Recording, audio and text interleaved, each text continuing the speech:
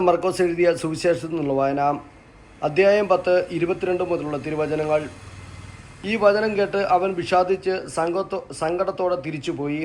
കാരണം അവന് വളരെയേറെ സമ്പത്തുണ്ടായിരുന്നു. യേശു ചുറ്റും നോക്കി ശിഷ്യരോട് പറഞ്ഞു, സമ്പന്നൻ ദൈവരാജ്യത്തിൽ പ്രവേശിക്കുക എത്രയോ പ്രയാസം. അവൻ്റെ വാക്കു കേട്ട ശിഷ്യന്മാർ വിസ്മയിച്ചു. യേശു വീണ്ടും അവരോട് പറഞ്ഞു, മക്കളെ, ദൈവരാജ്യത്തിൽ പ്രവേശിക്കുക എത്ര പ്രയാസം. ധനവാൻ ദൈവരാജ്യത്തിൽ പ്രവേശിക്കുന്നതിനേക്കാൾ എളുപ്പം ഒട്ടകം സൂചിക്കുഴലിലൂടെ കടക്കുകയാണ്.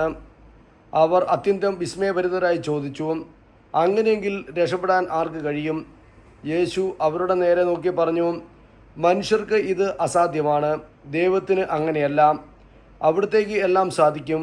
പത്രോസ് പറഞ്ഞു, ഇതാ ഞങ്ങൾ എല്ലാം ഉപേക്ഷിച്ച് നിന്നെ അനുഗമിച്ചിരിക്കുന്നു.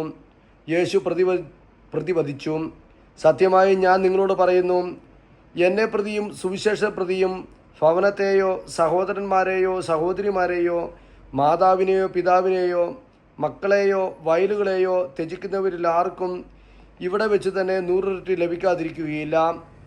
ഭവനങ്ങളും സഹോദരന്മാരും സഹോദരിമാരും മാതാപിതാക്കളും മക്കളും വയലുകളും അവയോടൊപ്പം പീഡനങ്ങളും വരാനിരിക്കുന്ന കാലത്ത് നിത്യജീവനും. എന്നാൽ മുൻപന്മാരിൽ പലരും പിൻപന്മാരിൽ പലരും മുൻപന്മാരുമാകും. പീഡാനുഭവവും ഉദ്ധാനവും. 3-ാം പ്രവചനം. അവർ ജെറുസലേമിലേക്കുള്ള വഴിയെ നടന്നു പോവുകയായിരുന്നു. യേശു അവരുടെ മുമ്പിൽ നടന്നിരുന്നു. അവർ വിസ്മയഭരിതരായി. അനുയാത്ര ചെയ്തിരുന്നവർ ഭയപ്പെടുകയും ചെയ്തു. അവൻ 12 പേരെയും അടുത്ത് വിളിച്ച് തനിക്ക് സംഭവിക്കാനിരിക്കുന്ന കാര്യങ്ങൾ പറയാൻ തുടങ്ങി. ഇതാ, നമ്മൾ ജെറുസലേമിലേക്ക് പോകുന്നു. മനുഷ്യപുത്രൻ പ്രധാന പുരോഹിതന്മാർക്കും നിയമജ്ഞന്മാർക്കും ഏൽപ്പിച്ചു കൊടുക്കപ്പെടും. അവർ അവനെ മരണത്തിന് വിധിക്കുകയും വിജാതികർക്ക് ഏൽപ്പിച്ചു കൊടുക്കുകയും ചെയ്യും.